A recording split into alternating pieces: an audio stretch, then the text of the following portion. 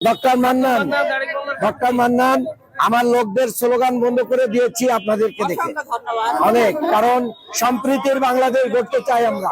এই সম্প্রীতি আমাদেরকে থাকতে হবে, সম্প্রীতি না থাকলে হবে না। আমি বিশ্ববিদ্যালয়ের শিক্ষক, ঢাকা বিশ্ববিদ্যালয় থেকে পিএইচডি করেছি, কাজেই আশা করি শিক্ষার আলো এবং ধর্মকে সুন্দর করে উপস্থাপন করা, কেউ যেন অপব্যবহার না করে, সন্ত্রাস করতে দিতে চায় না।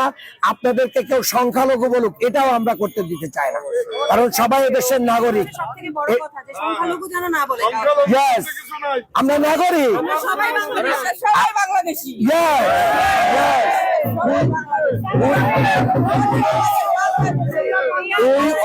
বাংলাদেশি, ঠিক আছে?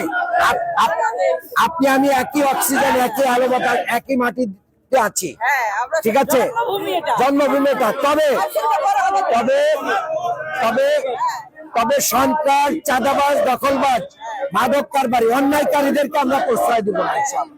আমরা ভাই কেমন আছেন? খুব ভালো আছি ভাই। আল্লাহ দাদা কেমন আছেন? ভালো আছেন? দোয়া করবেন ইনশাআল্লাহ। দিদি আপনারা কেমন আছেন? ভালো আছেন? ডক্টর মান্নান, আমি বিশ্ববিদ্যালয়ের শিক্ষক, ঢাকা বিশ্ববিদ্যালয় থেকে পিএইচডি করেছি। আমাদের ছোট্ট ইয়াংরা এদিকে আসো, তোমাদের সাথে পরিচয় হই। আমরা দীর্ঘদিন বহু লোকের শাসন দেখেছি, কিন্তু এই যে সংখ্যা লঘু একটা কথা আছে, এটা আমাদের দলের আমির এটা বিশ্বাস করে না। আমরা মনে করি যে সবাই এদেশের নাগরিক, সবাই নাগরিক, এই দেশ সবার। এই যে সংখ্যালঘু বলে তাদেরকে ছোট করে ফেলা, তাদের পরে অত্যাচার করা, নির্যাতন করা, বিভিন্ন জায়গায় তাদেরকে কি করে রাখা, মানে বিভিন্ন ভাবে দাবায় রাখা, এটা আমরা বিশ্বাস করি না। প্রত্যেকেই তার মেধা এবং যোগ্যতা দিয়ে কি হয়ে যাবে, এগিয়ে যাবে। এই যে আপনাদের ধর্মের লোকদের ভিতরে বহু ডাক্তার আছে, বহু ডাক্তার আছে, তা ডাক্তার তো আর এমনি এমনি হওয়া যায় না, হয়তো পড়াশোনা করতে হয়, তাই না?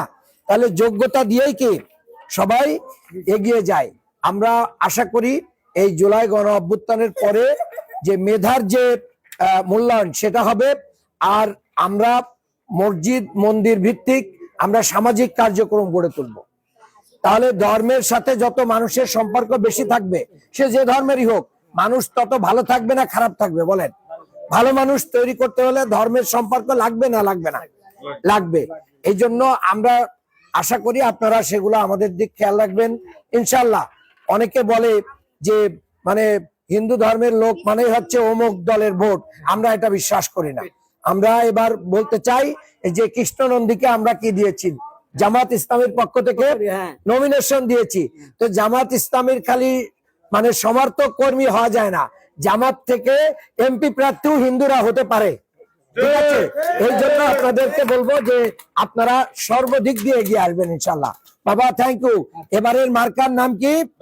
দাঁড়িপাল্লা। এবারের মার্কার নাম কি? দাঁড়িপাল্লা ইনশাআল্লাহ। অবশ্যই মহিলা শোনেন,